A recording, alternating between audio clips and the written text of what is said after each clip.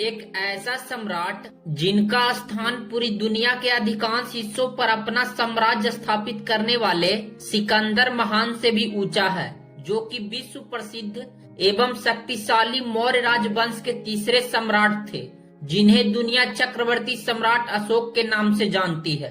वर्तमान समय में सम्राट अशोक के बारे में समस्त जानकारियां श्रीलंकाई बौद्ध ग्रंथ दीपवंश, महावंश एवं भारतीय बौद्ध ग्रंथ दिव्यावदन के पाठ अशोकावदन के अलावा सम्राट अशोक द्वारा जारी किए गए अभिलेखों एवं स्तूपों से प्राप्त होते हैं। चक्रवर्ती सम्राट अशोक का साम्राज्य आज का संपूर्ण भारत, पाकिस्तान, अफगानिस्तान, म्यांमार, नेपाल, बांग्लादेश, भूटान तथा ईरान के अधिकांश भूभाग तक फैला था। सम्राट अशोक का जन्म तकरीबन 304 ईसा पूर्व पाटलिपुत्र वर्तमान पटना में हुआ था, जो कि सम्राट बिंदुसार के पुत्र एवं मौर्य वंश के संस्थापक चंद्रगुप्त मौर्य के पोते थे।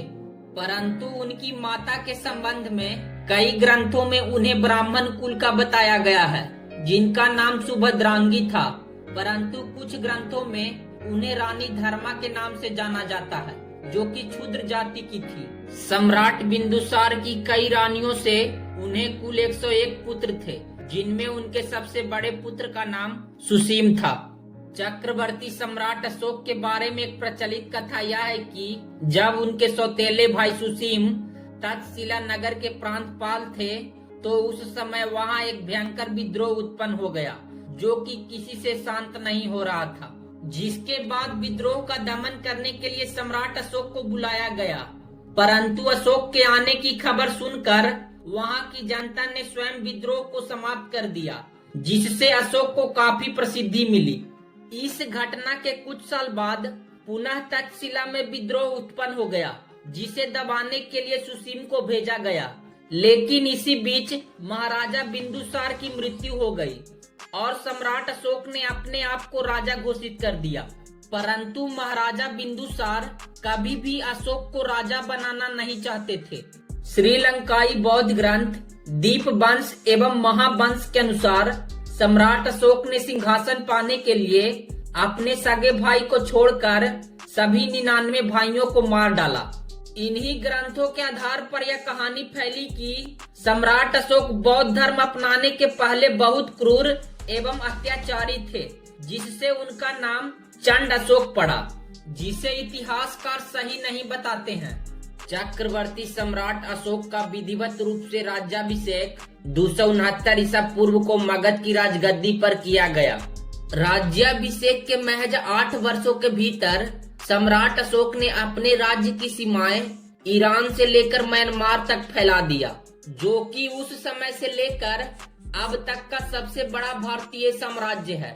परंतु इतना विशाल साम्राज्य स्थापित करने के बाद भी उनके राजवंश पर एक राज्य कलंक के रूप में लगा था, जिसे चंद्रगुप्त मौर्य भी आचार्य चाणक्य के साथ रहने के बावजूद भी नहीं जीत पाए थे।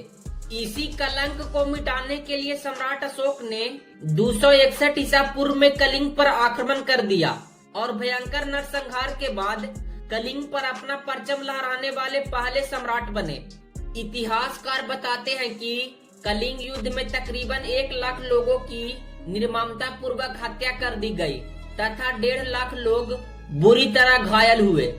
यह आंकड़ा उस समय की जनसंख्या का एक बड़ा हिस्सा था, जिसमें बच्चे, बूढ़े एवं औरतों समेत कई निर्दोष लोगों की हत्या कर युद्ध भूमि को रक्त से नहला दिया गया, जिसे देख अशोक अपने आप से ही प्रश्न पूछने पर मजबूर हो गया कि क्या यही है विजय, जिसमें लाखों लोगों के कटे हुए सर, अनाथ हो चुके अबोध बालक एवं विधवा हो चुकी औरतें मेरे चरणों में गिरे हों और मैं उन्हें रौंदता हुआ आगे बढ़ जाऊं।